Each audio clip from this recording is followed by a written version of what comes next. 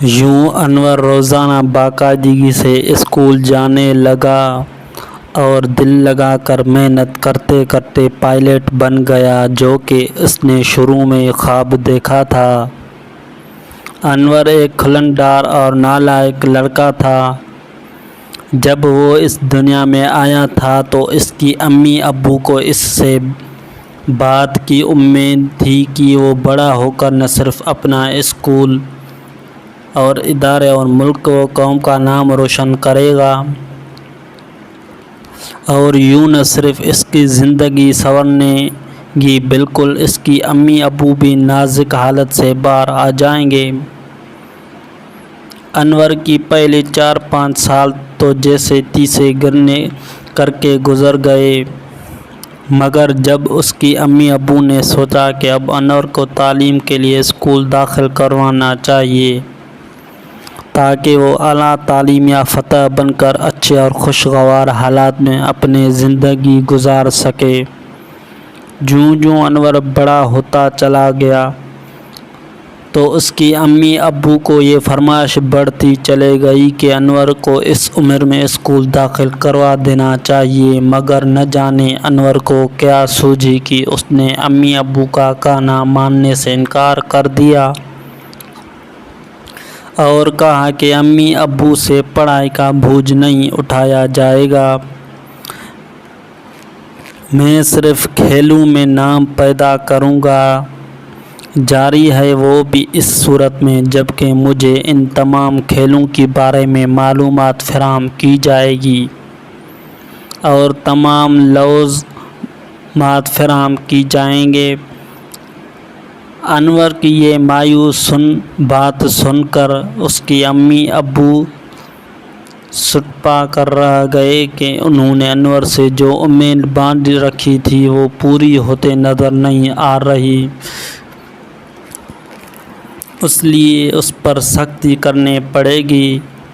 تاہم جب انہوں نے لوگوں سے مشورہ کیا تو سبھی نے انہوں نے یہ تجویز دی کہ دیکھیں، اگر آپ نے انور کو مارا پیٹا یا اس پر سختی کی تو وہ سنورنے کی بجائے ڈیٹ اور ضدی بن جائے گا اور پھر کسی چھوٹے بڑے کی بات کو نہیں مانے گا۔ انور کی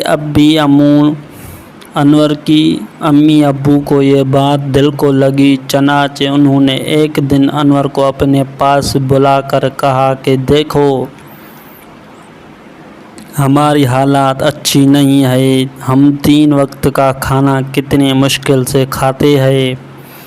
یہ تمہیں بھی معلوم ہے، اس لیے اسکول داخل ہو جاؤ اور وہاں اعلیٰ تعلیم حاصل کر کے نکلو، انشاءاللہ تم کامیاب ہو جاؤ گی۔ انور کی دل کو یہ بات اپنے امی ابو کی لگی، تاہم اس نے اپنے امی ابو سے کہا کہ وہ 1-2 دن میں سوچ و بچار کرنے کے بعد بتائے گا۔ انور کی امی ابو بہت خوش ہوئے کہ اگر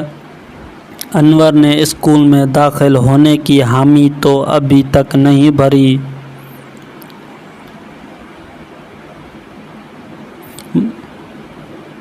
مگر امید ہو چلی ہے کہ شاید انور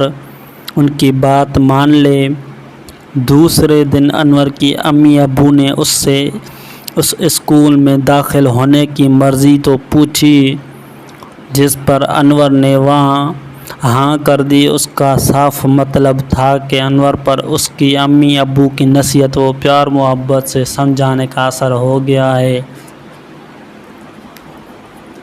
چنانچہ دوسرے دن انور کی امی ابو سے اسکول میں داخل کروا کے گھر چلے آئی۔ یوں انور روزانہ باقاعدگی سے اسکول جانے لگا اور دل لگا کر محنت کرتے کرتے پائلٹ بن گیا،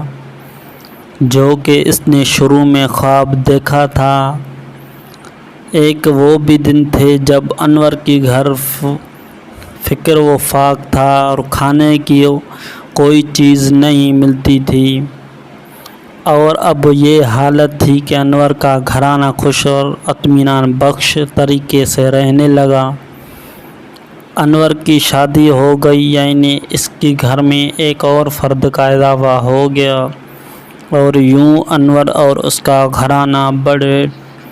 ٹھاٹ باٹ سے رہنے لگا۔